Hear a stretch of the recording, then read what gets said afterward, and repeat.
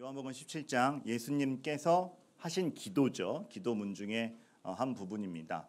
주기도는 가르쳐 주시기 위해서 모범적으로 보여주신 기도라면 요한복음 17장 기도는 십자가에 달리시기 전에 정말 본인께서 하신 기도죠. 구원자로서 말하자면 영적 대제사장으로서 하신 기도이기 때문에 그 안에 모든 복음의 내용이 아주 많이 묻어 있습니다. 크리스마스 당일이고 해서 그러고 보니까 크리스마스 당일인데 인사라도 하고 가야겠네요. 옆 사람에게 외칩니다. 메리 크리스마스, 메리 크리스마스. 네, 크리스마스 당일이에요. 네. 저기 예배 전에 목사님 왜 이렇게 피곤해 보여요? 어제 진을 너무 뺐더니 애들이랑 너무 놀았더니. 네. 근데 오늘의 기쁨이 이렇게 고스란히 전해져 오는 가운데 오늘은 말씀을 통해서 그 기쁨을 좀 분명히 하고 싶습니다. 크리스마스다 보니 예수님의 오심에 대한 본문들을 아무래도 선택하게 되죠. 똑같은 본문을 몇 번 봐도 늘 새로운 말씀이 나올 정도로 예수님 오심에 대한 본문은 뜨거워요. 그런데 이번에는 저도 역시나 마태복음 1장이나 누가복음 2장 등등을 살피고 있었는데 이 말씀이 뇌리에서 사라지지 않는 겁니다. 왜냐하면 아버지께서 나를 보내신 것 같이 나도 보낸다. 예수님이 마지막 기도를 하시면서 본인이 세상에 오신 성탄, 본인이 세상에 인간의 몸을 입고 오신 것을 무엇으로 여기고 있고 무엇으로 여기고 있기에 그거에 기초하여서 나도 이 제자들을 보낸다라고 말씀하셨을까? 이 묵직함이 가슴에서 사라지지 않는 겁니다. 그래서 예수님의 어떤 그 마리아의 몸을 통해 오신 본문이 아니라 급히 예수님의 기도 본문으로 넘어와서 여러 가지를 살펴보게 되었는데 이를 통해서 우리가 오늘 확실히 할 것이 있습니다. 무엇이냐면 정말 예수님은 하나님과 우리의 관계를 그리고 우리의 삶을 회복시키기 위해 오셨구나가 너무나 분명해지는 겁니다. 제 과거에 하나님의 형상, 하나님의 자녀 이런 것들에 대해서 굉장히 아이들에게 많이 가르칠 때가 있었습니다. 특강도 하러 다니고 그랬는데 이렇게 가르쳤던 그 제 강의 본문이 발견돼서 지정의, 사람이 동물과 구분되는 게 무엇이냐? 지적 능력이 있고 감정을 표현할 줄 알며 자유의지가 있더라는 것. 그래서 하나님이 인간을 딱 지정의를 주셔서 사람을 사람답게 하나님의 형상으로 따로 구별하여 지으셨다. 막 이런 식의 설명들을 해 갔었어요. 그리고 제가 이렇게 또 설명을 막 꼭콕 집어서 설명하는 거 되게 좋아하잖아요. 그 일부 예배 때도 갑자기 생각나서 그 말씀 드렸는데 제가 이런 특강들을 하고 다닐 때 애들이 이제 저에게 그런 얘기를 한 적이 있습니다. 목사님 아니었으면 무슨 직업을 선택했을 것 같아? 3개 나왔어요. 3등 아나운서, 2등 1타 강사, 1등 뭐게요? 보이스피싱. 말과 설득력이 막 콕콕 집어서 이거 아니면 입금하셔야 됩니다. 그러니까 어쨌든 이제 쏙쏙 들어가게 얘기를 했단 얘기죠. 그런데 한 아이가 저에게 와서 얘기해요. 목사님 오늘 목사님에게 들은 설명 이해 잘 됩니다. 목사님 저는 지적 능력도 탁월하지 않고 뭐 하고 싶은 것도 그 의지도 없어요. 그럼 저는 지금 하나님의 형상에서 멀어지는 거예요. 저는 하나님의 자녀될 자격이 없는 거예요. 크게 반성했습니다. 지금 우리가 성경을 가르치고 또 성경에 대해서 전할 때에 하나님의 마음과 의도와 의지를 전해야 되는데 쏙쏙 박히는 결과는 있었지만 이 아이에게 하나님 말씀을 전하지 못한 것이었고 이 설명이 틀리지 않아요. 하나님이 분명히 동물과 구분하여 인간에게 이러한 인격적 요소를 주신 거는 맞지만 제 설명이 잘못된 거죠. 왜냐하면 하나님은 그렇게 우리를 기능과 자격으로 구별하시지 않았거든요. 하나님은 우리를 이거 요소를 갖추고 이거 갖추고 이거를 갖춰야 하나님의 자녀야 하나님의 형상이야 라고 말씀하시지 않았습니다. 분명히 이런 것들을 주셨습니다. 하지만 우리가 의지가 없이 그렇게 막 의지 없이 살더라도 감정 표현 못하더라도 지적 능력이 누구보다 우수하지 않더라도 하나님의 자녀인 것입니다. 믿음이 있다라면 그 사랑으로 어떻게 연결되는지를 설명했어야 되는데 너무 기능과 자격으로 설명했던 것이죠.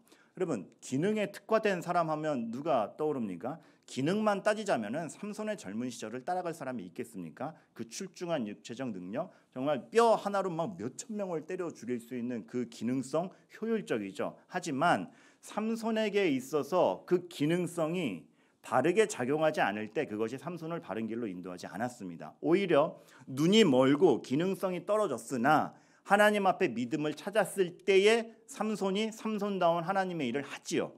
하나님이 늘 우리에게 따지시는 것은 우리의 어떤 자격 요건, 기능성이 아닌 겁니다. 또 하나, 기능성만 따진다면 고린도 교회를 넘어설 곳이 있을까요?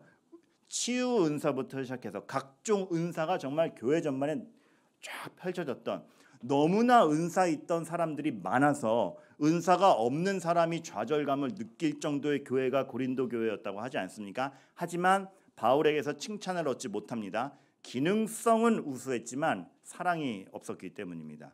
하나님께서 집요하게 성경을 통해서 얘기하시는 것은 너희가 어떤 자격이 있다, 너희가 어떤 기능이 있다에 따라서 우리의 삶을 거두시는 것이 아니라 너희가 나와 함께 있을 때에 너희의 인생이 의미 있고 너희는 나의 자녀고 하나님의 형상이다라고 설명해 가시는 겁니다. 그래서 오해하지 마셔야 될 것과 교회가 실수하지 말아야 될 것이 무엇을 하든 이런 것으로 구분되면 안 됩니다. 그러니까 예를 들어 성찬식에 세례 입교인만 들어오세요라는 것도 우열을 가림이 아니죠. 자격을 가르자는 게 아니라 제대로 알고 온전한 기쁨 가운데 참여하자를 요구하는 것이지 우열을 가르자는 절대 아닌 겁니다. 예수 그리스도의 피의 의미가 무엇인지 진짜 알고, 그러니까 어떤 것에 대해서 교회가 그런 자격 요건을 만드는 것은 오해하지 말으셔야 될 게 기능적 우열을 판별하는 것이 아니라 하나님 앞에 자기 자신을 한번 내가 정말 하나님과 소통하고 있느냐를 점검하자라는 차원인 것이죠. 그래서 삼손도 그런 의미에서 인생이 점철됐던 것 같아요. 삼손의 힘이 어디에서 나온다라고 하죠? 그렇죠. 이제 우린 머리카락인 줄 알아요. 근데 제가 요즘 애들 만나면서 굉장히 심란한 게 삼손의 힘이 어디서 나오지? 우리는 이제 머리카락이니까 알잖아요. 삼손의 힘이 어디서 나오지? 2두? 3두? 요즘 애들은, 여러분, 성경은 두 부분으로 구성되어 있습니다. 어디랑 어디입니까? 구약과 신약. 애들한테 물어보면 뭐라 그러게요? 얘들아, 성경은 두 부분으로 구성되어 있다. 뭐랑 뭐냐? 성경과 찬송.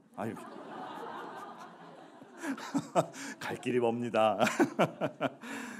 머리카락에서 나온다고 하죠. 근데 이 표현도 우리가 오해하지 말아야 될 게 머리카락에서 나온다가 머리에서 이제 힘이 나온다, 그런 마술적 의미가 아니라 삼손은 나시린이었습니다. 나시린은 머리카락을 자르지 않고 하나님 앞에 구별되었음을, 하나님에게 드려졌음을 표시하는 그런 사람들이었습니다. 머리카락을 자르지 않는다라는 것은 내가 하나님 앞에 어떤 태도를 취하고 있느냐에 대한 믿음의 증표였지 기능적 요소가 아니었던 겁니다. 성경은 이렇게 우리에게 지금 내가 하나님과 어떠한 관계에 있는가에 굉장히 큰 초점을 맞춥니다. 아담과 하와도 마찬가지죠. 타락을 했던 것이 그들의 기능성이 무너져서 타락한 겁니까? 아닙니다. 다 갖춰져 있었고 온전한 모습이었습니다. 관계가 깨지니까 나중에 기능성까지 무너지는 것이죠. 관계의 무너짐이 먼저였습니다.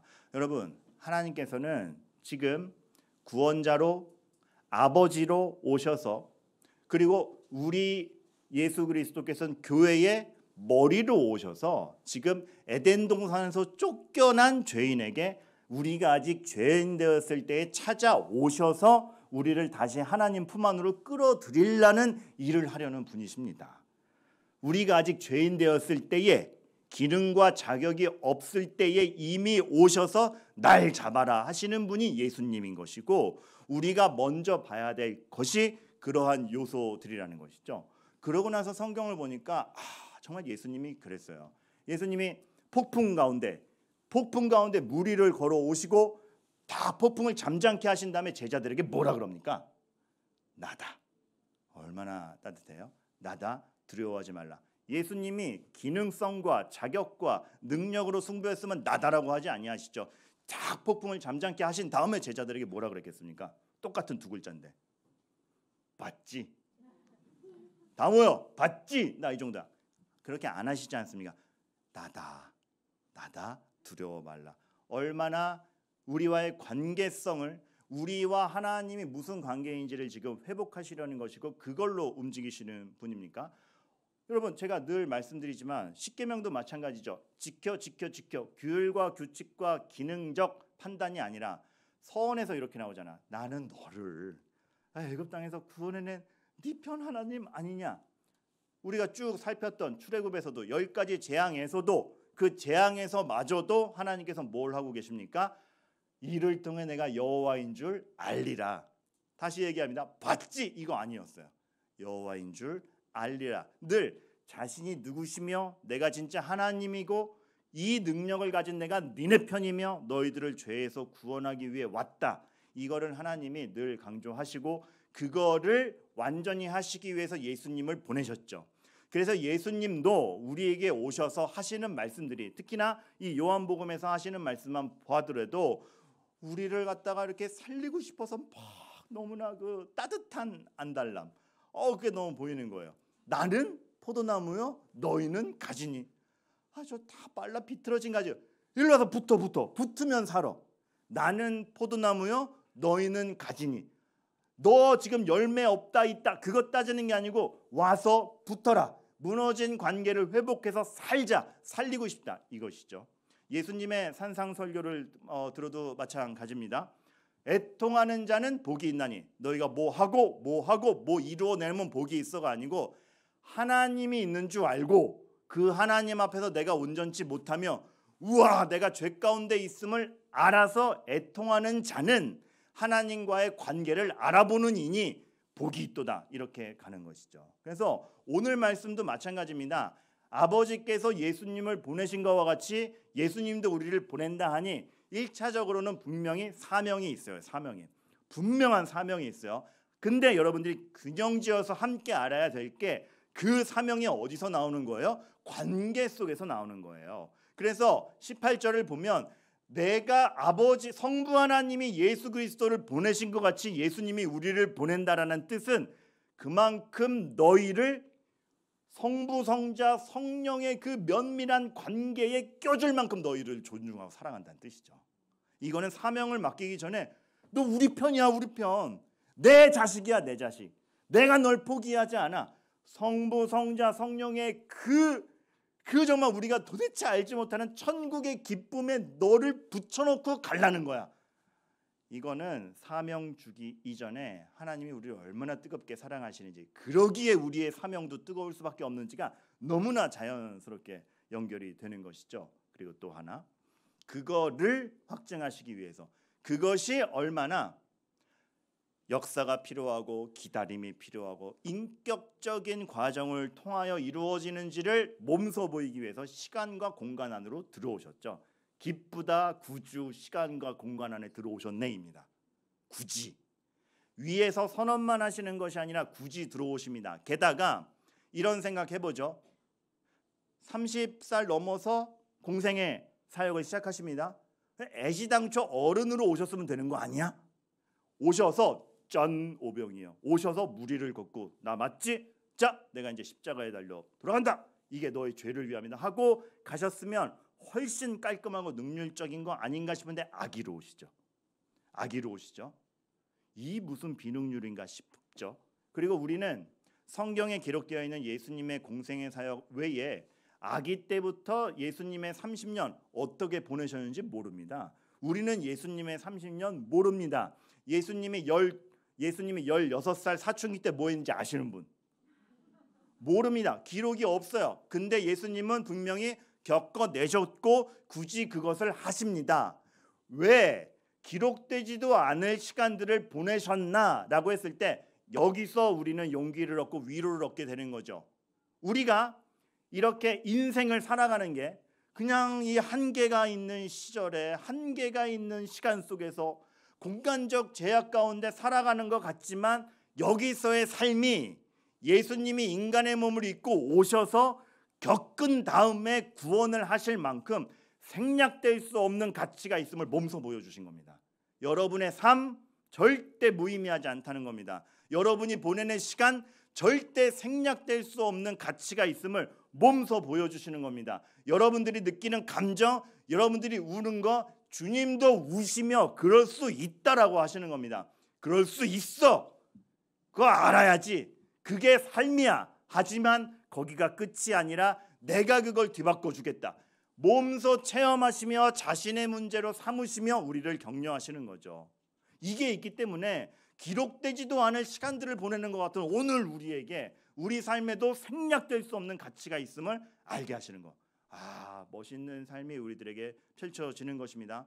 행여나 목사님 내 삶은 기록될 만한 위대한 삶을 걷고 있어요 하시는 분에겐 죄송. 하지만 누군가 위대한 사람이 돼서 위인전을 남기고 자서전을 남기가 한들 우리의 매일의 일상이 다 기록되진 않습니다. 그런데 주님께서는 그런 것들을 하나도 생략지 아니하시고 다 보내셨죠. 왜요? 생략될 수 없는 가치가 있음을, 그렇게 시간과 간격을 갖고 들어가며 울어도 보고 웃어도 보고 짜증도 내보고 이건 왜 이런 거야 의심도 해보고 해결해가는 과정을 통해서 하나님의 사람이 되어가시는 것들을 만들어 가시기 때문에 오해하지 말아야 될 건, 그럼 하나님이 일부러 이런 어려움 속에 우리를 넣으신 거예요? 그건 아닙니다. 우리 죄 때문에 어그러진 세상을 살아서 우리에게 어려움도 생기는 거예요. 근데 주님은 말씀하시는 거죠. 그 어려움조차도 내가 와서 그 행간을 바꿔낼 수 있다라는 걸 알려주시는 겁니다. 출애굽기를 이제 연말 연초만 좀 보내고 나서 1월 중순 설 정도부터 다시 시작할 건데 몇 번 하면 홍해바다 건너고 그 이후 출애굽기가 어려워집니다. 하지만 그 출애굽기가 여전히 보아와 같은 거를 볼 수 있는 게 홍해바다 건너면 스토리 끝인 것 같아요. 근데 하나님께서 홍해바다를 건넌 하나님의 백성이 이제 왕이 바로가 아니라 왕이 하나님인 족속이 어떻게 살아가며 40년 광야를 통해서 어떻게 완성되어 가는가를 보여주시는 주옥 같은 말씀들이 나옵니다. 거기서 이런 규율들을 주시죠. 예를 들면 다수를 따라 악을 행하지 말며, 우리 감정은 하나님의 은혜와 사랑으로 뭔가를 볼 준비가 안 되어 있고 주어지는 대로 바라볼 준비가 너무 되어 있습니다.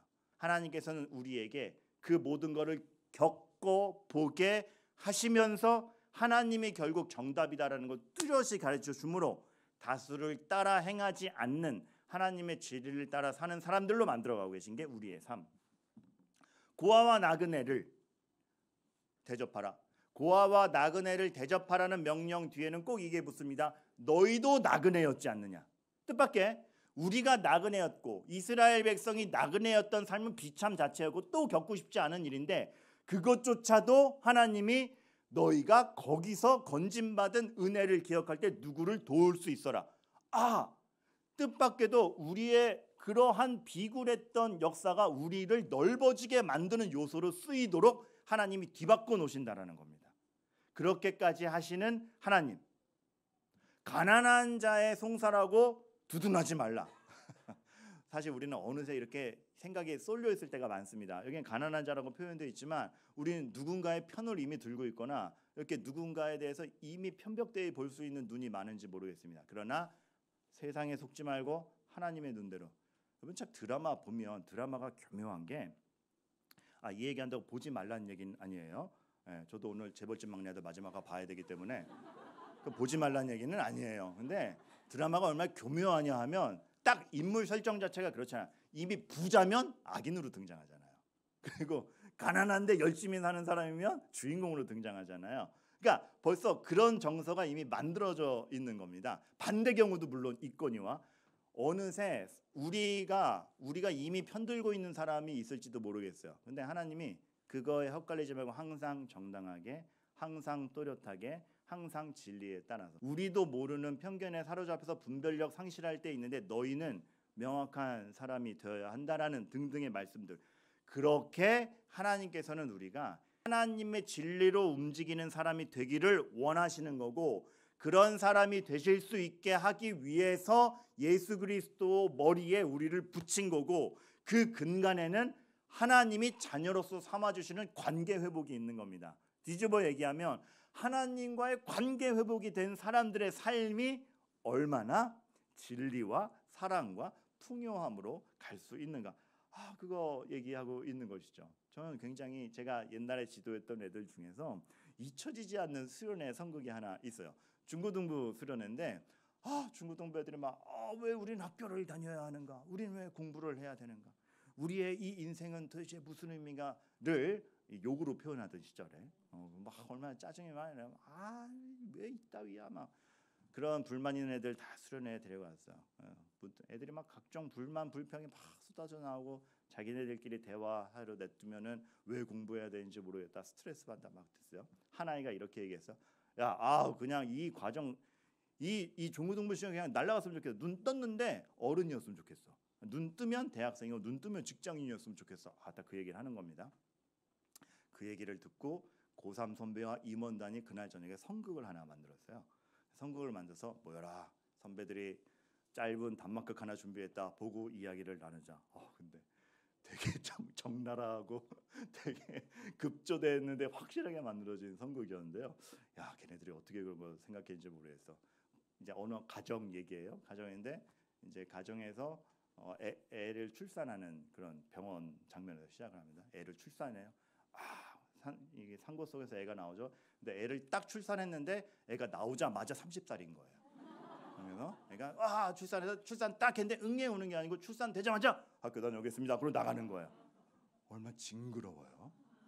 막 보는 애들이 막 징그러.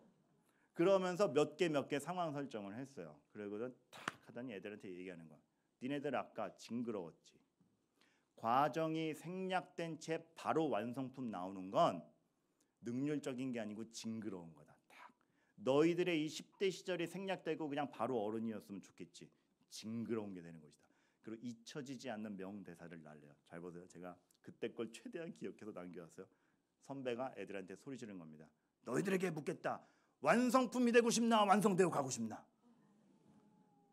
너희들 그냥 딱 눈 떴으면 대학생이면 좋으면 좋겠지. 다 막 입력됐으면 좋겠지. 입력되고 싶나, 배워가고 싶나? 아이들이 막 제 설교에도 은혜 안 받던 애들, 선배님 잘못했습니다. 인간이 되고 싶습니다.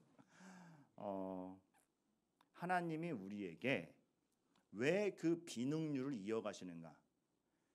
사랑하는 자녀이기 때문에 컴퓨터로 입력하는 게 아니고 배워가게 하시는 겁니다.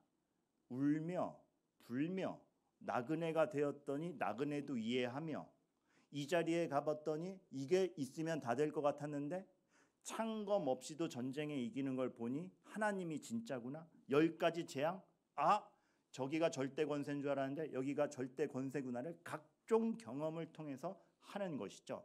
왜 10며칠이면 갈 수 있는 가나안 땅까지를 40년을 돌았는가? 왜 거기서 먹을 거 없이 아침마다 만나가 내려오고 전쟁하면서 갔는가?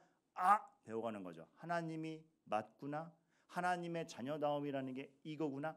환경이 아니라 하나님에 의해서 점철되는 인생이 이러한 거구나. 그래서 오늘 읽은 18절에 아버지께서 나를 보내신 것 같이 나도 이들을 보냅니다 라는 게 17장 전체를 보면 나중에 세상에서의 사명이 나옵니다. 근데 오늘 19절에는 사명 전에 이게 먼저 나오죠. 무엇? 내가 나를 거룩하게 하오니 이는 얘네들도 진리로 거룩함을 얻게 하려 함입니다.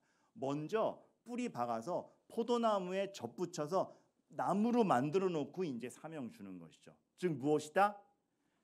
이 관계성이 먼저인 것입니다. 여기서 출발해야 되는 것이고 우리가 그것을 믿음으로 주를 믿는다라는 그 나의 고백이 중요한 이유가 여기에 있습니다. 여기서부터 시작하시기를 바라는 겁니다. 주님이 이거를 위해서 오셨어요. 이것을 뒤집어 놓기 위해 오셨어요. 우리 인생은 끊임없이 세상의 형편에 따라 기능적으로 갑니다. 끊임없이 방법론적으로 갑니다. 그런데 기능적이고 방법론적이 나쁘다라는 것이 아니라 하나님과의 관계를 확보하지 않고 나가면 아무것도 남지 않습니다. 제가 순장반 때인가요? 여러분 때인가요? 보이는 라디오 때인가요? 그거 한번 알려드린 적이 있지 않습니까? 이게 나사에서 개발된 생각으로 움직이는 로봇팔 이식받은 그 교통사고로 팔을 잃으신 분이 그 로봇팔을 딱 받고 나서 이렇게 이게 자기 생각대로 팔을 움직일 수 있는 걸 보고 다시 팔을 얻으니까 얼마나 좋아요. 근데 그런 고백했다 그러죠. 이 팔에 다 한 가지 단점이 있습니다. 아니 팔이 없다가 생겼는데 단점이 뭘까? 우리 아이들을 안았을 때 온기를 느낄 수 없습니다. 기능적 100% 우수, 마음 전달엔 0%. 하나님 앞에 우리는 기계팔이 되겠습니까? 심장을 흐르게 하는 혈관이 되겠습니다. 우리는 젖붙임 받은 나무가 되어야죠. 그것이 먼저입니다. 그것이 될 때 우리의 사명과 우리의 기능도 진짜 진실된 의미를 갖게 되는 것이죠. 여러분 정말 이것부터 확보해 가십시오. 정말 예수님이 우리의 주님임을 먼저 확보해 가시는 것. 예수님이 이렇게 이 땅에 오셔서 그 지지부진한 삶을 겪어 가신 게 오늘 여러분의 삶에서도 같은 편 들어주신다는 의미고, 이 시간이 의미 없다라는 게 결코 아님을 알려주시는 겁니다. 마치 오늘 예배 때 10대 아이들이 2명이 일단 더 있나요? 네. 너무 귀한 시절이야. 오늘이 정말 무의미하지 않은 거예요. 아멘이에요? 이거 10대 애들한테 이런 거 강요하지 말라 그랬는데요. 그러면 굉장히 많은 것들을 확장해서 생각할 수가 있어요. 청년 하나를 만났어요. 너무 귀한 얘기들을 많이 나누었어요. 청년이 너무 착해요. 착하다 보니까 어떻게든 하나님 앞에 바로 생각하려고 노력을 하는데 문득 이 질문을 하는 거예요. 우선 저는 제가 너무 계산적인 것 같습니다. 그래서 제 계산적인 거를 좀 꺾으려 그래요 라고 했어요. 너무 착한 고민이잖아요. 다른 사람들은 좀 계산적이어야 이득도 보고 앞서갈 수 있어 이렇게 얘기할 때 저 너무 계산적인 것 같아서 꺾으려고 합니다. 제가 뭐라고 대답할게요? 하나님이 주신 계산성이다. 누군간 계산해야 된다. 그것이 계산성이 문제가 아니라 하나님이 주신 선물로 여기고 자유롭게 발산해라. 단 어디서? 하나님과의 관계 안에서. 중요한 건 우리는 모든 걸 기능성으로 판단하려고 하는데 더 본질적인 건 하나님 앞에 있느냐 없느냐가 중요하다. 하나님 안에서라면 너의 계산성은 하나님이 주신 재능인데 누군가를 위해 써라. 교회는 계산적인 사람이 필요하다. 제 경험 얘기했어요. 제 청년부 때 한번 임원진 5명이 구성이 되는데 다 너무 따뜻한 사람끼리만 구성이 된 거예요. 아무도 계산적이지 않아요. 다 그냥 너무나 자비롭고 은혜롭고 노하기를 더디하는 사람들끼리 된 거예요. 그 해에 청년부 예산에 역대 가장 크게 빵꾸가 났습니다. 아무도 계산하지 않아. 이건 뭐야? 몰라, 누가 썼나 보지. 이거 빵꾸 났어. 괜찮아. 누군가 메꾸면 돼. 아무도 계산하지 않아. 엄청난 빵꾸가 났어요. 하나님은 하나님 안에서 모두의 삶을 의미 있게 하십니다. 그래서 너에게 주신 하나님의 재능이니까 그걸 꺾지 마라. 그냥 너의 토대가 예수 그리스도면 된다. 거기서 발현되는 계산성, 누군가를 살릴 것이고 어떤 빵꾸를 메울 것이다. 여러분의 삶이 주님 안에 있다라는 확신과 토대가 마련되면 훨씬 자유로워질 겁니다. 위축되거나 죄책감에 빠지거나 이것이 아니라 주님과 함께 출발한, 나의 죄의 문제를 해결하신 주님과 함께 갈 때, 그리고 내가 이것이 정말 하나님 앞에서 맞는 행동인가 분별하며 갈 때 훨씬 자유로워질 수 있고 하나님이 여러분을 통해서 하시는 일 많을 것입니다. 한번 성도님이랑 통화를 했어요. 건강이 좋지 않으셔서 계속 누워 계신 분이에요. 그분이 하신 말씀이 목사님, 저 앞으로도 누워 있는 시간이 더 많을 것 같아요. 아이고, 그 말하는데 진짜 겸손해지죠. 내가 뭐라고 응답을 드려야 되나? 근데 그거를 이렇게 어떻게 저렇게 해맑게 말씀하실 수 있지? 오히려 제 부담을 덜어드리려고. 근데 목사님 이렇게 목사님, 저 같은 사람도 믿음이 있으면 교회 벽돌은 되는 거죠? 아이고야. 이 말은 제가 못합니다. 이 말은 건강한 제가 못하는 말입니다. 그것이 어떤 마음의 참 좌절과 계속 몸이 불편해서 누워있거나 자유롭지 못함에 대한 그것 제가 감히 함부로 어떻게 공감하는 척하면 얘기할 수 없는 부분입니다. 근데 그분께서 오히려 이렇게 말씀하시니까 제가 너무 큰 격려를 얻는 거예요. 맞습니다. 육신의 어려움으로 말미암아 좌절이 있을 터인데 그것을 넘어서서 기쁨으로 믿음으로 자신의 인생을 말씀하시는 성도님이야말로 교회의 벽돌 중에 벽돌입니다. 감사합니다. 함께 계셔 주셔서. 그러니까 지금 우리가 하나님과 함께 있는가, 정말 하나님을 내 삶의 진정한 토대로 여기고 있는가가 너무 중요한 것이죠. 우선 저는 솔직히 교회에서 하는 게 없어요. 우선 저는 하는 게 없어. 제가 신앙 고백이 출중하기라나 감동적인 메시지가 있나 헌신하는 것도 없고. 여러분, 나는 포도나무요 너희는 가지니 일단 붙어 계시라니까요. 하나님이 사명 주시기 전에 일단 먼저 붙어 있으라고 하셨으니까 일단 붙어 주세요.